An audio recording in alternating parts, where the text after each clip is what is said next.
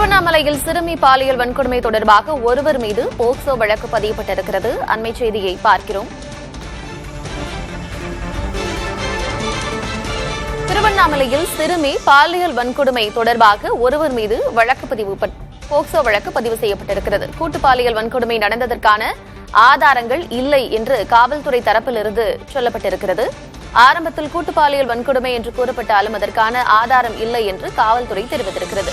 CCTV காட்சிகள் மற்றும் விசாரணை அடிப்படையில் ஒருவர் மீது மட்டும் வழக்கு பதியப்பட்டிருக்கிறது. போக்சோ வழக்கு பதியப்பட்டிருக்கிறது. அண்மை செய்தியை பார்க்கிறோம். விவரங்களோடு இணைந்திருக்கிறார் செய்தியாளர் இஸ்மாயில். இது கூட்டு பாலியல் வன்கொடுமை அப்படின்னு தான் முதலில் சொல்லப்பட்டது. தற்பொழுது ஒருவர் மீது போக்சோ வழக்கு பதியப்பட்டிருக்கிறது. அந்த ஒருவர் யார், அவருடைய பின்னணி என்ன, காவல்துறை தரப்பிலிருந்து என்னென்ன விஷயங்களை சொல்றாங்க?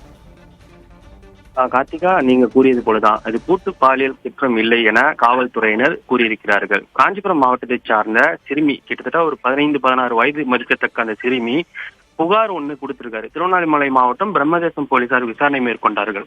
ஆரம்பத்துல கூட்டு பாலியல் பலாத்காரம் நடப்பதாக கூறப்பட்டது. விசாரணையில அதற்கான ஆதாரம் இல்லை என தெரிவித்து பல்வேறு நபர்களிடம் காவல்துறையினர் பிரம்மதேசம் பகுதியை சார்ந்த காவல்துறையினர் சிசிடிவி காட்சி அந்த சம்பவம் நடைபெற்றதாக கூறப்படும் அந்த பகுதிக்கு சென்று காவல்துறையினர் தடயவியல் நிபுணர்கள் மற்றும் மோப்ப நாய்கள் என பல்வேறு காவல்துறை அதிகாரிகள் அந்த பகுதியில் குவிக்கப்பட்டு நேற்று முதல் கிட்டத்தட்ட ஒரு 15க்கும் மேற்பட்ட காவல்துறையினர் இந்த வழக்கில பணி செஞ்சிருக்காங்க. இந்த பணியில அவர்கள் நடத்திய தொடர் விசாரணையில கிட்டத்தட்ட ஒரு 20 நபர்களை அவர்கள் விசாரணை செய்தார்கள். அங்க இருக்கக்கூடிய சிசிடிவி காட்சிகளும் தொடர்ச்சியாக ஆய்வு மேற்கொண்டாங்க.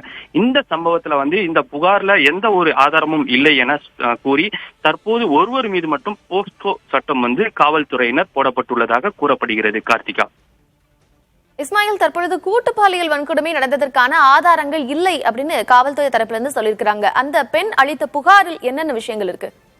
அந்த பெண் அளித்த புகார்ல பாத்தீங்கன்னா தொடர்ச்சியாக அந்த புகாரை நம்ம தொடர்ச்சியா படித்திருக்கோம். அந்த புகார்ல என்னை 8 பேர் கொண்ட நபர்கள் கூட்டு பாலியல் வன்கொடுமை செய்ததாக அந்த புகார்ல அந்த பெண், அதாவது அந்த சிறுமி அளித்திருக்கிறார்கள். அந்த சிறுமி அந்த அங்க இருக்கக்கூடிய அவங்க பாட்டி வீட்டுக்கு தொடர்ச்சியாக வருவது வழக்கம். கிட்டத்தட்ட காஞ்சிபுரம் மாவட்டத்திலிருந்து அந்த திருவண்ணாமலை மாவட்ட பகுதிக்கு செல்வதுன்னா ஒரு 28 கிலோமீட்டருக்கு ஒரு 16 கிராமங்களை கடந்துதான் அந்த பெண் அந்த கிராமத்திற்கு சென்றிருக்கிறார்.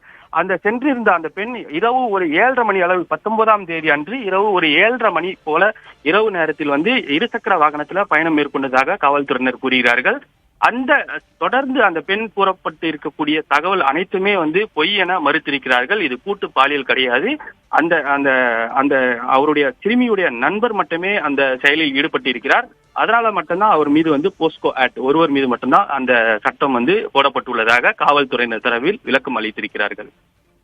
திருவண்ணாமலையில் சிறுமி பாலியல் வன்கொடுமை தொடர்பாக ஒருவர் மீது போக்சோ வழக்கு பதியப்பட்டிருக்கிறது. கூட்டு பாலியல் வன்கொடுமை என்ற புகாருக்கு ஆதாரங்கள் இல்லை என்று காவல்துறை தரப்பிலிருந்து தெரிவிக்கப்பட்டிருக்கிறது. விவரங்களை வழங்கியமைக்கு நன்றி இஸ்மாயில்.